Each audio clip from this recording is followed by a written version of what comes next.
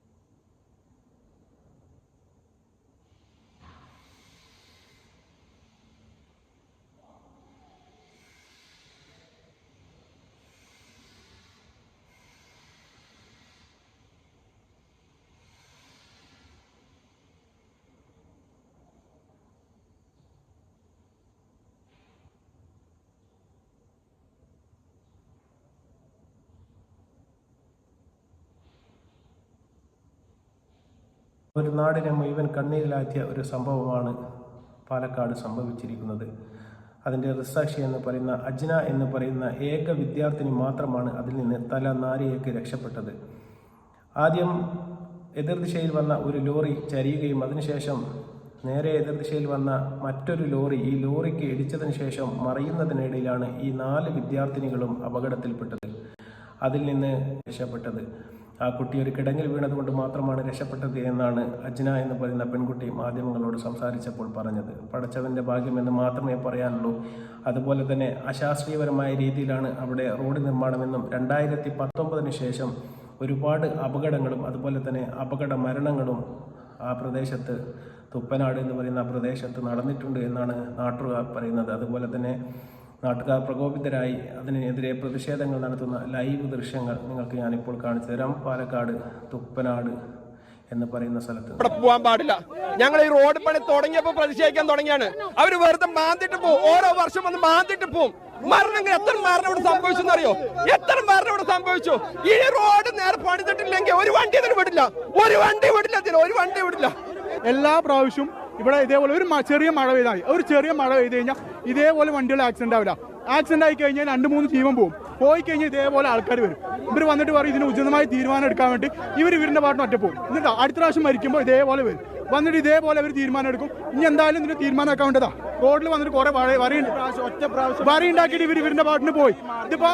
ഇതിപ്പോ അടുത്ത മരണം വന്നില്ലേ, ഇനി ഇവരിനെ വിട്ട് കഴിഞ്ഞാൽ അടുത്ത 3 ആൾ മരിച്ചാൽ ഇവിടെ വന്നിട്ട് ഇപ്പൊ ഇങ്ങനെ ഉണ്ടാക്കോളും. അപ്പൊ അതിലും നല്ല എന്തിനാ ഇവിടെ എല്ലാവരും ഉണ്ട്. ഇപ്പൊ കളക്ടേഴ്സ് എല്ലാവരും ഇവിടെ ഉണ്ട്.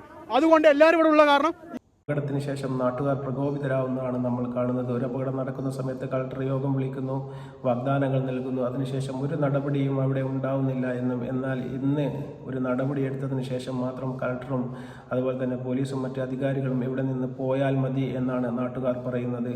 വളരെ സങ്കടകരമായ ഒരു നിമിഷം തന്നെയാണ്. ഒരു ക്ലാസ്സിൽ പഠിക്കുന്ന 4 കുട്ടികൾ, അതേപോലെ തന്നെ ഒരേ ക്ലാസ്സിൽ എന്ന് പറയുമ്പോൾ വ്യത്യസ്ത ഡിവിഷനുകളിലായിട്ടാണെങ്കിലും എല്ലാ കുട്ടികളും 8ാം ക്ലാസ്സിൽ തന്നെയാണ് പഠിക്കുന്നത്. പരീക്ഷ എഴുതാൻ വേണ്ടി പോകുന്ന 5 പിഞ്ചോമനകളിൽ 4 കുട്ടികൾ ഇന്ന് നമ്മെ വിട്ട് പിരിഞ്ഞിരിക്കുകയാണ്. ഏവരുടെയും മനസ്സിനെ വല്ലാതെ ഈറനടിയിക്കുന്ന ഒരു കാഴ്ച തന്നെയായിപ്പോയി.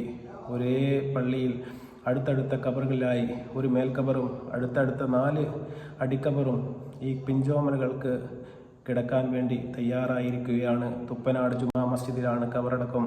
ഇന്ന് ഉച്ചയോടുകൂടി തുപ്പനാട് ജുമാ മസ്ജിദിൽ ഈ കുട്ടികളെ കബറടക്കം നടക്കുകയാണ്. 4 കബറുകൾ, 4 ജനാസകളും പൊതുദർശനത്തിന് വെച്ചിരിക്കുകയാണ്. ലക്ഷോപലക്ഷം ജനങ്ങളാണ് അന്ത്യോപചാരം അർപ്പിക്കാൻ വേണ്ടിയിട്ടും അതുപോലെ തന്നെ മയ്യത്ത് നിസ്കാരം നിർവഹിക്കാൻ വേണ്ടിയും തുപ്പനാട് ജുമാ മസ്ജിദിലേക്ക് എത്തിക്കൊണ്ടിരിക്കുന്നത്. നിങ്ങൾക്ക് തുപ്പനാട് ജുമാ മസ്ജിദിൽ നിന്നുള്ള ലൈവ് ദൃശ്യങ്ങൾ ഇപ്പോൾ ഞാൻ കാണിച്ചു തരാം. ജനാസ ഇവിടുന്ന് എടുക്കുന്നതിന് വേണ്ടി സൗകര്യം ചെയ്തു തരണം. നിർബന്ധമായിട്ടും ആളുകൾ പുറത്തേക്ക് ഇറങ്ങണം. ആവശ്യമില്ലാത്ത ആളുകൾ ജനാസ പഠിക്കുന്നതിനും കട്ടിൽ പിടിക്കുന്നതിനും മറ്റും ഇവിടെ ആളുകളുണ്ട്. അതുപോലെ തന്നെ ബന്ധുക്കളുണ്ട്. അല്ലാത്ത ആളുകളൊക്കെ പുറത്തേക്ക് ഇറങ്ങി സഹകരിക്കണം. നിർബന്ധമായി പുറത്തേക്ക് ഇറങ്ങണം. ഇർഫാന, നിദ, രിത, ആയിഷ എന്നീ പറയുന്ന 4 നമ്മുടെ പൊന്നോമന മക്കളുടെ ഇറങ്ങുന്നില്ല. എല്ലാവരും ജനാസിയാണ് ഇവിടെ ഉള്ളത്. ഇന്നലെ ദാരുണമായ സാഹചര്യത്തിൽ അള്ളാഹുവിന്റെ വിളിക്ക് ഉത്തരം നൽകിയിരിക്കുകയാണ്. അള്ളാഹു സുബ്ഹാനഹു വ തആല അവർക്കൊക്കെ സ്വർഗത്തിൽ ഉന്നതമായ സ്ഥാനം നൽകി അനുഗ്രഹിക്കുമാറാവട്ടെ. അവരുടെ ഖബർ ജീവിതം അള്ളാഹു റാഹത്തിലും സന്തോഷത്തിലുമാക്കി കൊടുക്കുമാറാവട്ടെ. ഒരുപാട് പ്രയാസത്തിലാണ് കുടുംബങ്ങളുള്ളത്. അള്ളാഹു സുബ്ഹാനഹു വ തആല അവർ ഏറ്റവും ഹൈറായ കുടുംബത്തിന് അള്ളാഹു നൽകി അനുഗ്രഹിക്കുമാറാവട്ടെ. അവരുടെ കുടുംബത്തിന് അള്ളാഹു ക്ഷമയും സമാധാനവും ഇസ്സത്തും നൽകി അനുഗ്രഹിക്കുമാറാവട്ടെ. പ്രിയമുള്ളവരെ, എല്ലാവരും പള്ളിയിലേക്ക് നീങ്ങേണ്ടതാണ്. പുറത്ത് ഇപ്പോഴും ആളുകൾ നിൽക്കുന്നുണ്ട്. തുമ്പനാട് പള്ളിയിലേക്ക് നീങ്ങേണ്ടതാണ്. അവിടെ ജനാസംസ്കരിക്കുന്നതിന് വേണ്ടിയുള്ള എല്ലാ സൗകര്യങ്ങളും ചെയ്തിട്ടുണ്ട്. ഒന്നു എടുത്തുകൊണ്ട് പള്ളിയിലേക്ക് കയറേണ്ടതാണ്. ഇൻഷാ അല്ലാഹ് ജനാസ ഒരു നിമിഷങ്ങൾക്കായി ഇവിടെ നിന്ന് എടുക്കുന്നതാണ്. 4 മാലാഖമാരെയും നേരത്തെ സൂചിപ്പിച്ചതുപോലെ വഴിയിലുള്ള ബ്ലോക്കായ ആ വാഹനങ്ങളൊക്കെ അവിടെ മാറ്റിക്കൊടുക്കണം. റോഡിന്റെ ഇരുവശങ്ങളിലും അതുപോലെ തന്നെ വലിയ പാലത്തിന് മുകളിലുമൊക്കെ വാഹനങ്ങൾ നിർത്തിയിട്ടുണ്ട്. അസൗകര്യങ്ങളുണ്ട്. അതിന്റെ ആളുകൾ മാറ്റിക്കൊടുക്കണം. അതല്ലെങ്കിൽ സഹോദരങ്ങൾ അത് മാറ്റി പാർപ്പിക്കുന്നതിന് വേണ്ടിയുള്ള സൗകര്യങ്ങൾ ചെയ്യും. കുഞ്ഞുനാൾ മുതൽ ഒരുമിച്ചുണ്ടായിരുന്നവർ മരണത്തിലും അവർ ഒരുമിച്ച് തന്നെ അവരൊരുമിച്ച് വിട ചൊല്ലുകയാണ്. അവർക്ക് തൻവീറുൽ ഇസ്ലാം മദ്രസയിലെ 8ാം ക്ലാസ്സിലെ വിദ്യാർത്ഥികളായ ഇർഫാന, നിദ, ആയിഷ എന്നിവരും 7ാം ക്ലാസ്സിലെ വിദ്യാർത്ഥി റിദ ഫാത്തിമ എന്ന കുട്ടിയും ആണ്. അവരുടെ ജനാസിയാണ് ഇവിടെയുള്ളത്. അതുപോലെ തന്നെ കരിമ്പ ഹയർ സെക്കൻഡറി സ്കൂളിലെ 8ാം ക്ലാസ് വിദ്യാർത്ഥികളാണ് 4 പേരും. അല്ലാഹു സുബ്ഹാനഹു വ തആലയുടെ അലംഘനീയമായ വിധിക്ക് ഉത്തരം നൽകി അവർ ഈ ലോകത്ത് നിന്ന് യാത്ര പറയുകയാണ്. അല്ലാഹു അവരുടെ പരലോക ജീവിതം റാഹത്തിലാക്കി കൊടുക്കുമാറാവട്ടെ. അപ്പോൾ പാലക്കാട് കരിമ്പയിൽ നിന്നുള്ള ലൈവ് ദൃശ്യങ്ങളാണ് ഇപ്പോൾ നിങ്ങൾ കണ്ടത്. നമ്മുടെ പിഞ്ചോമനകളായ റിദ, നിദ, ഇർഫാന, ആയിഷ എന്നീ 4 പിഞ്ചോമനങ്ങൾക്ക് കിടക്കാനുള്ള ഖബറാണ് ഇപ്പോൾ തയ്യാറായിരിക്കുന്നത്. ഒരു മേൽക്കബറും 4 അടിക്കബറും ചേർന്നതാണ് ഈ ഒരു ഖബറ്.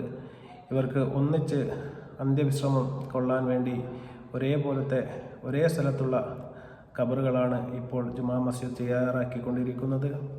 ഒരു നാടിനെ മൊത്തം കണ്ണീരിലാഴ്ത്തി ഒരിക്കലും നികത്താൻ പറ്റാത്ത ഒരു നഷ്ടം ആ കുടുംബത്തിന് ഇപ്പോൾ വന്നിരിക്കുകയാണ്. പടച്ച തമ്പുരാൻ ആ കുടുംബത്തിന് ക്ഷമ നൽകട്ടെ എന്ന് മാത്രമേ നമുക്ക് പറയാനുള്ളൂ. എന്ത് തന്നെ പകരം കൊടുത്താലും ആ കുടുംബങ്ങൾക്കുണ്ടായ നഷ്ടം ഒരിക്കലും നമുക്കോ മറ്റുള്ളവർക്കോ അത് നികത്തി കൊടുക്കാൻ വേണ്ടി സാധിക്കില്ല. ഒരു അപകടം ഉണ്ടാവുന്ന സമയത്ത് മാത്രം പ്രതിഷേധങ്ങളും അതുപോലെ തന്നെ നടപടികളും എടുത്തുകൊണ്ട് ഒതുങ്ങുന്ന ജില്ലാ ഭരണകൂടം ഇത്തരം ഒരു അപകടം കണ്ടിട്ടെങ്കിലും കണ്ണ് തുറക്കട്ടെ എന്ന് മാത്രം പറഞ്ഞുകൊണ്ട് വീണ്ടും നല്ലൊരു വാർത്തയുമായി വരുന്നതുവരെ അസ്സലാമു അലൈക്കും വറഹ്മത്തുള്ളാഹി വബറകാതുഹു.